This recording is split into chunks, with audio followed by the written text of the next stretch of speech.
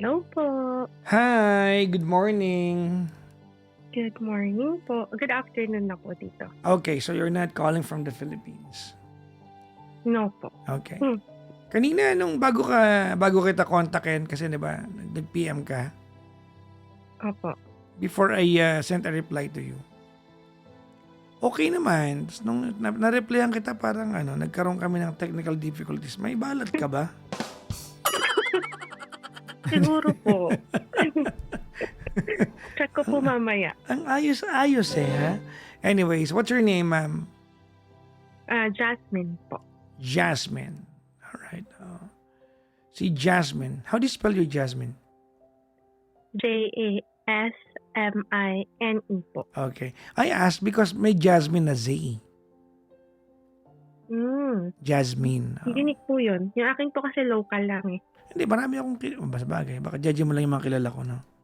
Kasi ang original Jasmine ay S talaga, di ba?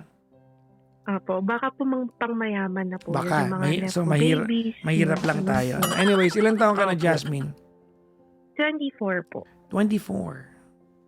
And you are calling from where in the world?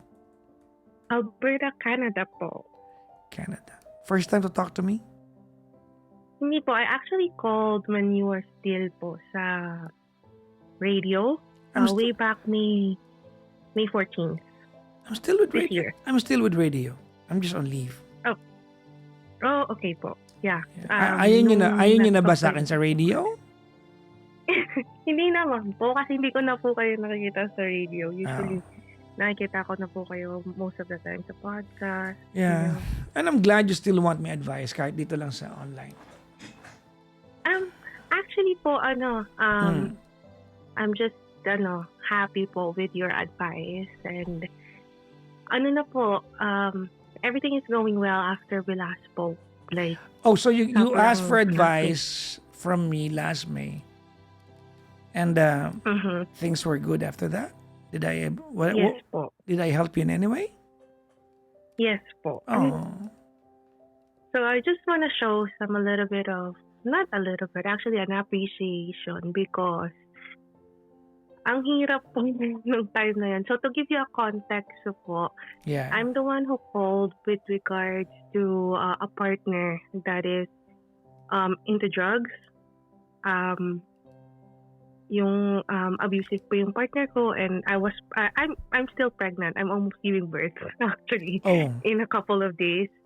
So ako po yung tumawag. Ako po kung naalala niyo po yung kwento ko about the partner, the father of my child, na inubos niya po lahat yung pera ko, and bumalik po ako sa parents ko. I think I kind of remember you. Yes po. Mhm. So your advice was, to like cut it off, and alam niyo po yun, heal.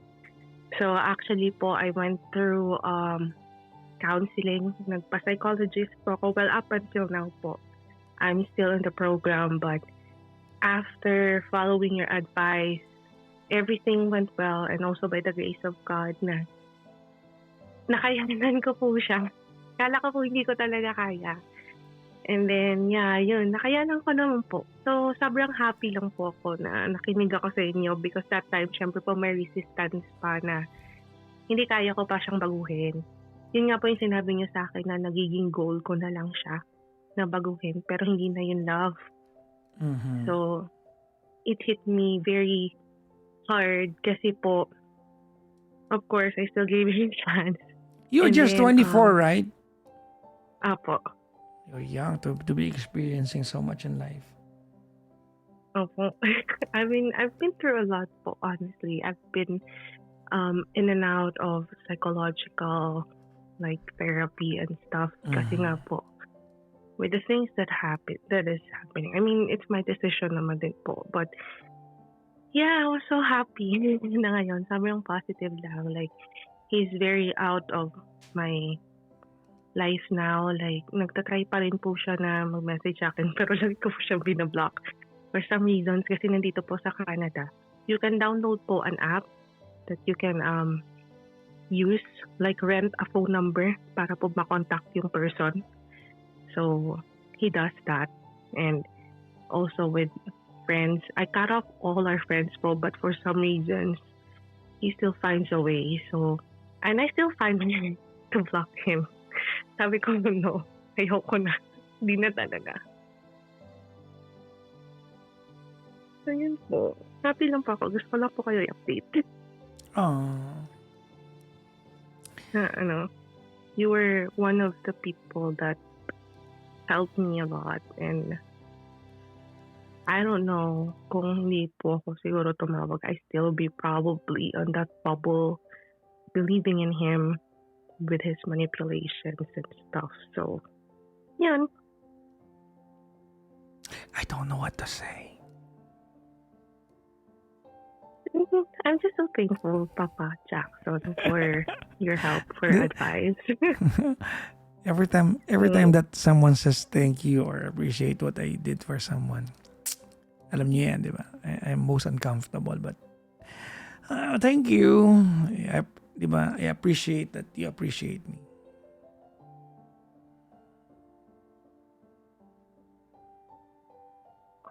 Yeah, I'm very happy that I was able to walk away. That's one thing for sure. Mhm. And yeah, just following you and just yung nga po, tinatak ko po sa isip ko yung sinabi niya sa akin na hindi na yun love eh. You're just, parang nagiging mission mo na lang siyang ayusin. True. So yun po yung lagi kong nire-replay sa isip ko na Yeah. ito yung sinabi sa akin. And I pay for it. And yun nga po, therapy, church, and yeah. Alam mo ba Yeah. kapag yung naging mission natin yung baguhin yung taong partner natin, pag yun na lang yung dahilan kung bakit na nag-isa sa buhay niya. Alam mo bang Mhm. pag na-achieve mo na yung goal mo, you'll start to cheat on the person. Yeah. Because you are going to lose the sense of why in the first place nandun ka pa. Mhm. Totoo yun. And I truly believe that, Papa Jackson, kasi So buti umalis ka bago ka maging mali. yeah. And actually, ang funny nga lang po kasi pumunta pa siya sa bahay namin after that. As in, ewan ko po kung saan niya nakakuha yung guts niya. But that time po talaga, I already cut off my communication with him. And all of a sudden, he was outside my doorstep. Mhm. So, obviously, my mom, that time po, they don't know it yet. But I was able to tell them po, with also your advice to tell them. So, Ba't I was kanya able to tell pinuntahanan? them eventually. Papa Jackson, I don't know, honestly, but he was like begging me na, he'll change, Oh. this and that. And ano mo yun, Papa Jackson? He's trying he's to win you back. Yes. And then, at that same time, I caught him cheating. Habang mini-win back ka niya, nag-cheat siya. Yes, opo. So I was like, Alam mo ang tawag doon? ano po? Magaling yun. No? Mhm. Magaling. Sobra. Akalain mo, wini-win back ka niya pero meron pala siyang ibang kausap. Opo, Papa Jackson, kasi nga po dumating na po kami sa point na parang naghihiraman na kami ng phone. So I know na pag sinabi kong parang na cellphone, nung time na nag-usap pa kami and we're still together. Yun yung namin. But that time kasi weeks, months nang nakalipas. So hindi ko na alam, But it's just so funny kasi sabi ko sa kanya, how can you look at me in the eyes saying I'm sorry? And also to your innocent daughter na hindi pa nabubuhay sa mundo. Niloloko mo na siya. So I was like, how? Like, why? Well, yung part na drama mo na lang yung part na yan, no? Well, hindi na ako, Papa Jackson. Dinami mo pa yung bata. Ikaw lang yun. Ako ba niya naisip yung anak mo nun? Sabagay. I'm so, Yun na po yung Kung point nga hindi ko. niya naisip yung anak mo pa hindi pinapanganak, ano ka ba? But anyways, I'm so glad you're so much better tonight. Yeah, I'm very positive, Papa Jackson. Yeah. And a lot of people are telling me that, months back, when we see your face, napaka-bigat. Mm. But when we see you now, you're so light. Like, nag-bloom ka na, yung ganon. And I was like, I gotta do what I gotta do. Like, madami na naapektuhan ng anak ko especially. And, and yung pa nga po nakakatawa, Papa Jackson was like telling me like, oh, I'll see you in court. Like, you will not give me a custody of my child. And I was like, excuse me? Sabi ko, okay, sure. I mean, I'll see you in court if that's what you want, like. Hindi naman kayo kasal, di ba? Hindi po. Okay. Well, hindi ko naman po sa kanya ipapangalan yung anak ko. Sa part na yan natin, it's the court who can decide, not me. But you know what? Well, I want to ask you something. What have you learned from this? Oh, a lot, Papa Jackson, a lot. Like, first, like, loving myself talaga na not just because this person shows you like a fake love. Ibabaliwala mo na yung negative side niya because mahal mo. I mean, what I mean is like, hindi dahil porket mahal mo, titiisin mo na lahat na makakalimutan mo na yung sarili mo. Ang gulo nung natutunan mo. Feeling ko dapat hindi yan natutunan mo. Ano po? Well, sa akin po kasi, like, sa akin po, do you wanna know yun nga what po, you should have learned? ano po yun? What you should have learned is that your value is dependent on what you tolerate from other people.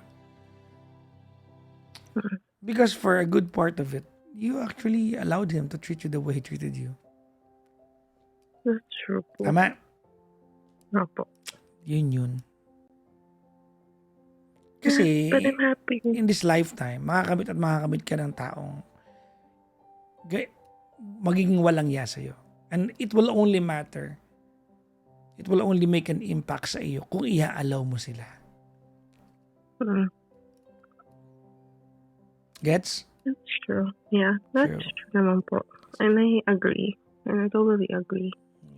It's, ewan ko ba nakita ko sa kanya. But even my friends are telling me like, hello, 43 na siya, 41, 24 ka lang. Anong nakita ko doon? Like, wala na ba? I was like, I don't know. Siguro yung comfort.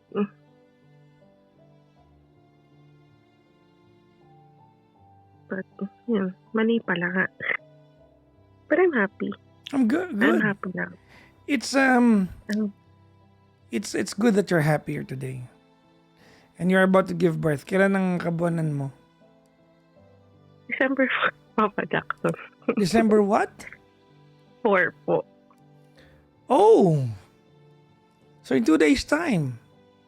Yes po. And, nakayanan ko naman mag-isa. Kaya So, mo yan. kakayanin ko din mag-isa. Well, I'm very lucky po that I have a supportive parents. Talaga. And my family welcomed me well.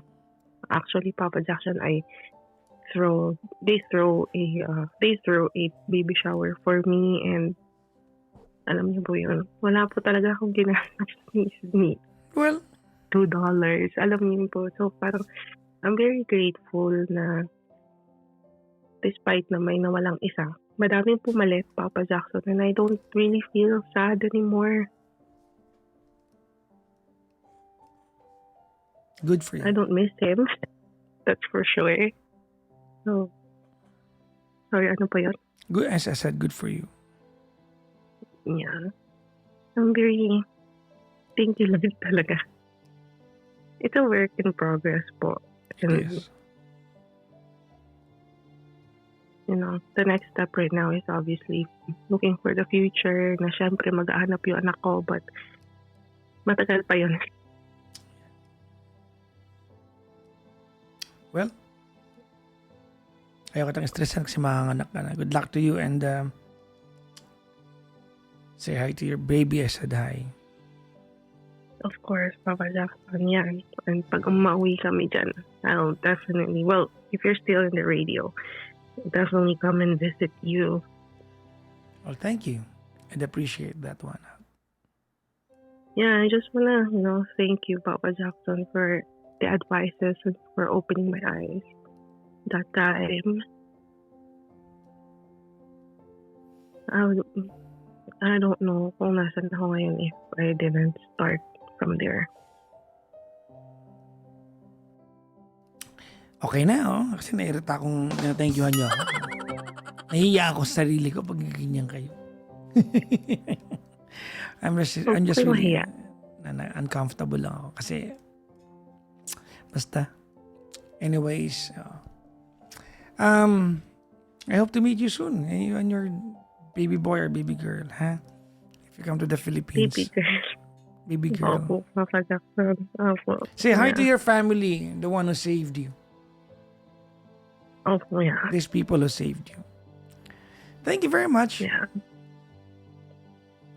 Thank you po. Maraming salamat po. Thank you po. Bye-bye. Bye-bye to you, Jasmine. Mm-hmm. Bye-bye po. Ingat po kayo palagi. Thank you. Thank you po. Bye-bye po.